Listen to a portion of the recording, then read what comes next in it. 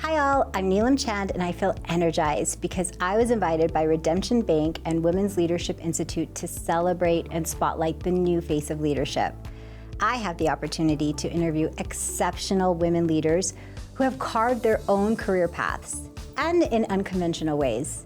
It isn't about perfect resumes, it's about the real path, the pivots, the doubts, the unexpected turns, and how women actually build leadership in the world that we live in today. My hope is that if you're listening and feeling stuck or uncertain or behind, you'll hear something today that reminds you that leadership doesn't have one template. It has many. And often it looks a lot like you. Allyse Jackson, thank you so much for being here. Oh, thank you for having me. So a little bit about you. You are the founder and CEO of Beehive Meals, which is a Utah-based woman-owned business providing prepared freezer meals.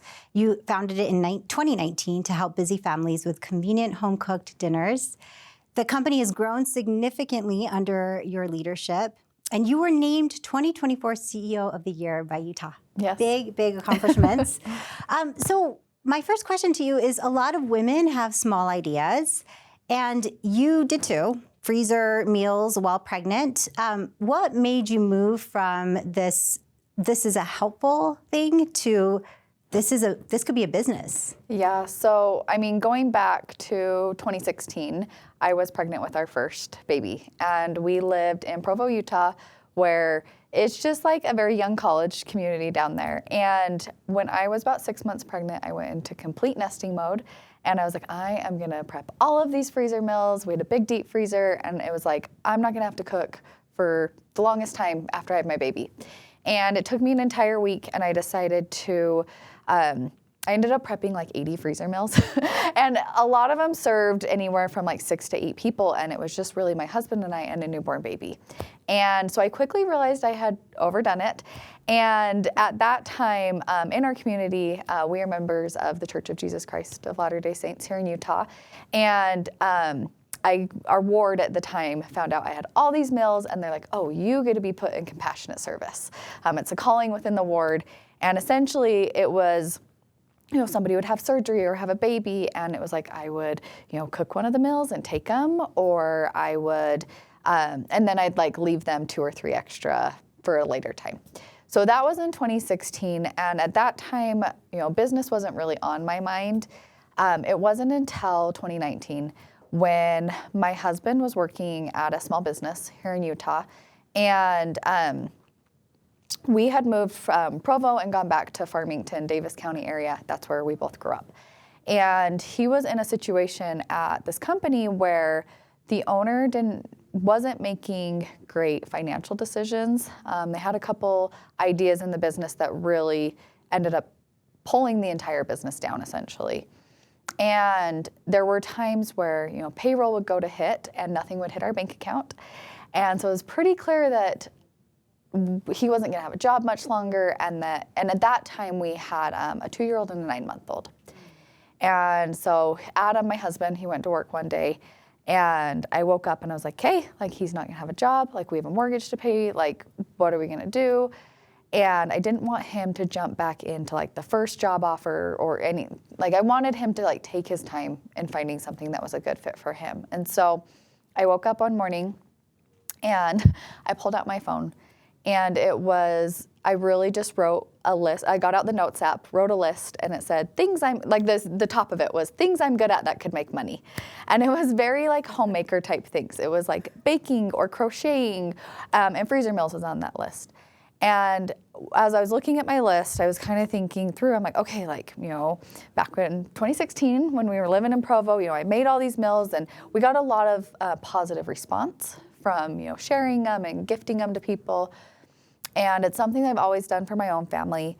And it's like, okay, like I could do this for other people. I could do the shopping, I could prep, I could deliver it to their doorstep, just in our local community there in Farmington where we lived.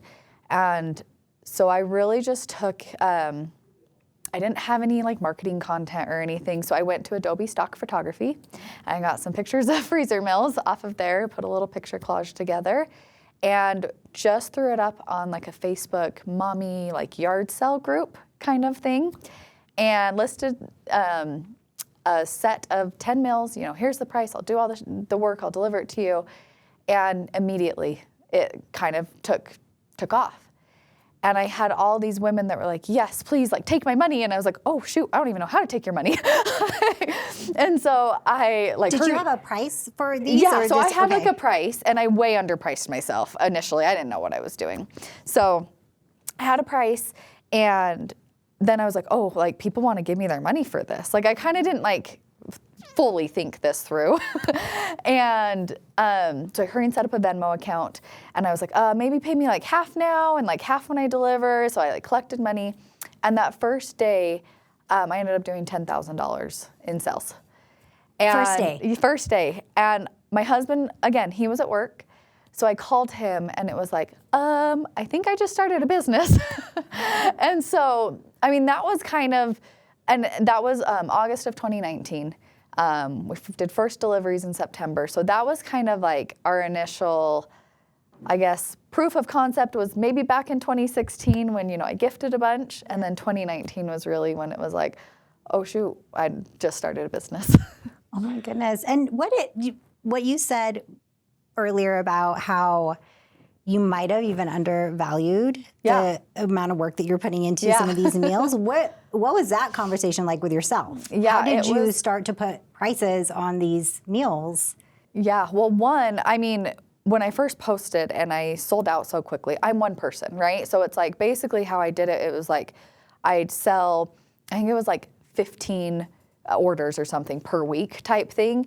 And it was like, and then I'd be like, okay, that's probably all I can do. That's 150 meals. Each order had 10 meals in it. So I was like basically sold out of all of September. And I was kind of like, that was part of it. I'm like, ooh, maybe I'm underpriced, right? Like, because there is this like demand, and it's like, I'm one person and I only can do so much.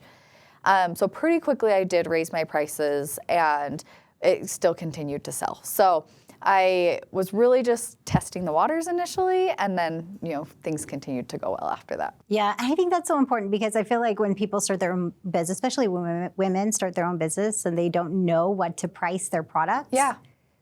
That whole thing is it just becomes such a conflict within themselves. Do I charge too much? If I charge too much, will my business fail? If I charge little, am I actually valuing myself? Right, And so I think that's just an important conversation. So that's great that you actually recognize it right off the bat. Yeah. Oh, I think I undervalued myself here. Yeah. Has there been a moment when impact and revenue pulled against each other? Yeah, so I've shared a lot about kind of our internal leadership structure, I guess, and we actually call it impact. And so what impact is our team takes on these impact goals every single quarter, and it goes with saying it should make an impact on the business, right? And it should be very much about a growth mindset with our team. And then you have, you know, so this internal leadership, almost like feel good kind of style that we have within our culture, our company culture. And then you have the revenue, right? The thing that actually, you know, pays all of our salaries and all these things. And we've really as a company culture gotten into impact is what truly drives that top line and that revenue and that, you know, growth. Because as we continue to grow as a business, and I'm pretty open about this with my team, that, you know, Beehive Meals has grown year over year. And as we grow, I've had to grow with the business. We've also had to have our team grow with the business. And if we're not keeping up with our own impact in the business, there's a chance that it grows past us, and myself included. And so we make it very, I guess, part of our mission that, like, I don't want to grow a business where we feel like we're just leaving people in the dust all the time. Now, I mean, I will admit, like, we have grown past people, right? And, like, you have to recognize when that happens, and when maybe you need to move on. But really a part of our mission is to continue to invest in our internal team and the impact that they're able to make, so that it ultimately, we're all growing with the company together. Yeah, I love that. You're not leaving anyone behind. You're trying to build it into your revenue while still making sure that you're meeting your goals. Yeah. With you being a mom, you're a mom of 4. Yeah. And you're a CEO. Yes. What does ambition actually feel like in your body? Like, is it energizing, or is it, do you get tired? Is it burnout? What does it feel like right now in this moment? Yeah, right now. So, I mean, full transparency, I have a lot of help, right? And at one point, it was early on in the business, I remember, so I had a 2-year-old and 9-month-old when I started the business. And then about a month after starting the business, my husband and I decided that was a really good time to get pregnant with our third. And so I got pregnant, and I was extremely tired that first, year in the business. But, and then since then I've had a 4th. And I remember initially early on, I used to do all the things in the business, even the customer service. And I remember talking to a customer one day, and she's like, "Oh, how do you do it all? Like, how many nannies do you have?" And at that time I had 0. And I was like, "Oh, 0. I have 0 help." And since then, I've made it almost this, I've really come to terms as a mom and a woman in business that I need to outsource the things that don't actually add value to being a CEO or a mom, right? So what does that look like for me? I mean, I do have 2 nannies now. They split the week. One takes 3 days, one takes 2 days. We do that with a purpose that when they're there with their kids, they're able to fully show up and they're not burning themselves out. And then, I mean, we have house cleaners and I have somebody that helps with laundry and all these things that, like, as women and mothers, you think that's part of being a good mom, right? Obviously the kids need clean clothes and there needs to be, function in the house. And it doesn't necessarily have to be me doing that, because when I'm home, I want to actually spend time, right? Yeah. Time is an asset in our lives that you'll never get more of it. You can always get more money. You can always, get more awards and this and that, but you can't get more time. And so I have made it a really conscious decision to outsource where I can to then show up where I actually need to be. Yeah.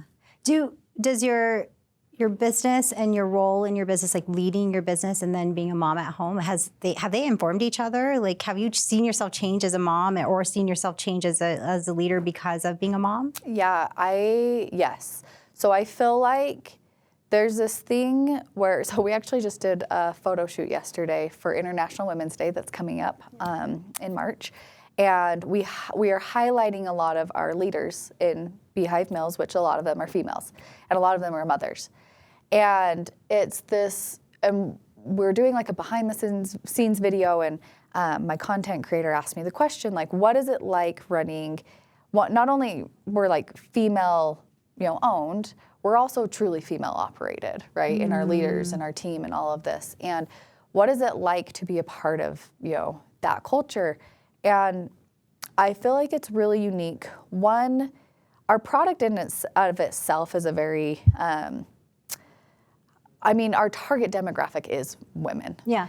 And so by having a company that is led by women making decisions day in and day out, and mothers, it really brings that necessary feminine touch to our product and our marketing and our messaging and just even the experience that we provide for our customers, that I don't think we would have, while we still have men in our company, and I love them all. Yes, I work with my husband, yeah. I work with 3 of my brother-in-laws, I work with, a lot of great men in the company, but there is something that a lot of our decision and culture comes really from that female side of things, which I think helps internally what we've built, and then also in the product and externally what our customers experience. Yeah. I think that's so amazing that you're incorporating, because you're the market research in Sunset. I am our target demo. Like I use my product, Monday through Thursday without fail, and then weekends, we get maybe takeout or make something fun. But without fail, I am 4 to 5 of our meals every single week. Have you noticed how it changes some of the partnership dynamics? Because if you're the one doing the cooking and then freezing and then women are the one who are cooking and freezing, and does this alleviate some of the partnership, like, gender roles, I guess? Or have you seen that? Yeah, so what's fun, about our product is, I mean, it's a freezer meal. It's all of the raw ingredients get put inside of a bag. It's vacuum sealed, and then they're all designed to cook in a slow cooker. So really, all it is you pull it out of your freezer and you throw it in a slow cooker in the morning, and it's done. And anybody can do it. So anybody can do it. I mean, we have customers that it's like, you know, I feel like a lot more nowadays than ever, you have two working, like you have to have two incomes, right? Mm-hmm. So like mom and dad are working, and it's like, you know, maybe one works from home and the other doesn't, and it's like, you know, maybe mom works outside of the house and dad's home, so it's like dad can throw it in at, you know, noon and it's ready by 5 o'clock. So I really do think it helps alleviate not only the stress on mom for what's for dinner, but it also allows her to outsource that a little bit too. Yeah.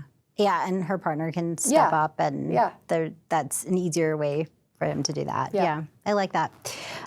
Okay, so then what would you say to women sitting on an idea right now and wondering if she's allowed to take it seriously? Because oftentimes us women need permission or are not sure if we can really bank on ourselves. Yeah. Confidence is not easy to come by. So what would you say to those women? I think, well, one, I mean, in telling my founding story, and I maybe wouldn't fully recommend this. I didn't put a whole, lot of thought into what I was doing, right? I didn't overthink it, I guess. Yeah. I really just had the idea, and it was almost like this crunch time situation where it's like, my husband is going to lose his job, and we have to pay our bills. And so it was kind of like, I don't know, throw this out there. It's something, I think one of the things, it was something I was already good at. It was something that I wasn't forcing. I think that's important. And I've really been able to lean into my strengths with it. And I mean, even as a side note, I don't have the traditional, degree, right? I didn't go to college. I mean, I got my associate degree and then I dropped out because I was going to be a mom. And so it's like I don't have the bachelor's or the master's or all this education behind me. I figured out a lot of it as we've gone. And I think that is a strength in us as women where a lot of times, a lot of the things we do in our life, there's no handbook for, right? Being a mother, these kids come to us, we don't know what we're doing. Same thing with business. I don't know what I'm doing half the time. I literally called my husband on the way down here, and I had one-on-ones with my team today, and I either leave my one-on-ones feeling really excited or overwhelmed just with all the stuff, because my team always brings me the biggest problems, right? And the biggest, what are we going to do? And I truly feel like there's a lot of times I still don't know what I'm doing. However, I will figure it out. And I think giving yourself space to not have to know everything up front and to recognize that things will come at you and you will figure it out. Sometimes you'll make bad decisions and sometimes you'll make the good decisions, and it's okay. It'll all work out. Yeah. That's such a great message, because I think women feel that they need the degree, the credentials, the background skills just to start a business or do something in leadership. And I love what you're saying, that you don't need to figure it all out. Yeah. Maybe take a step and then figure it out. It may be messy. Yeah. But it's important that you at least try it. Yeah. I think as long as you have the attitude that, you're going to put the work in or whatever. I can use myself as an example, or it's like I mentioned we have a lot of female leaders in our company, and my director of operations actually came to me. She's almost coming up on 6 years now with us, so pretty early on in the company, and she started at nights printing labels and doing delivery routes, creating the delivery routes. Now she runs my entire operations, and she's a mom of 4 as well, and we've really, she's put the work in to better herself, and now, she's the breadwinner of her family.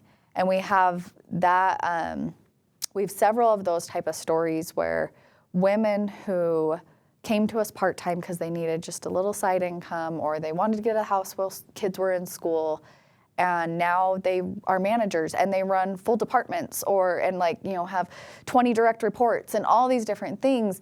And they didn't have the degrees and they had the desire to grow. Yeah. And they're really bought into what we're doing. Yeah, they have the internal resources to draw from, and that will always be there. Yes. Yeah.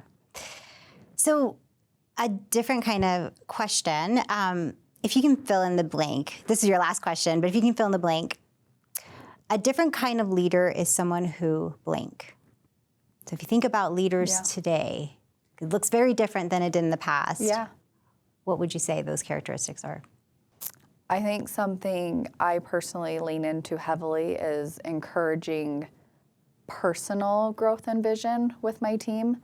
So as an example, I mean, as a CEO and as a CEO of any company, like one of your main roles is the vision of the company, right? Like you have to be the visionary, you have to set the where are we going, and then the team is able to like, I don't know, rally and like, let's do it. Something that's been really important to me as we've grown Beehive Meals and I see the growth within my team is to really encourage their own personal vision. So it's like, what do they want in life? Because obviously Beehive Meals is a part of my vision. You know, this is what I feel like I'm meant to do in this lifetime. And everybody's gonna have their own personal why. And being able to recognize what those around you's vision and why is, and either figure out how to align those with Beehive Meals, essentially, right, with my team, and show them how Beehive Meals can help fulfill their vision, or how Beehive Meals can be a stepping stone for their vision. So it's really diving into what do they want, not only professionally, but personally and spiritually and physically and all these things, right? Having more an aligned life. I hate using the word balance because I don't think we'll ever be balanced, right? But like aligned. And trying to actually get into what they want, because it does me no good for them to constantly chase what I want, which is growing Beehive Meals, if it's not fulfilling their personal vision. And the fact that you allow space for them to take a step back to find out what truly matters to them, what do they value, and let that be the driver. Yeah. That's a very rare way of doing leadership. I think we tend to kind of plug into a company that we're working for or with or founded. And I love that you give women opportunities to find that out for themselves and then let that be the driving force. Yeah. So that amazing. Thank you so much. Yeah, thank you for the insight. Me. Thank you for your wisdom. And I look forward to see where else your business goes. No, thank you. Thank you.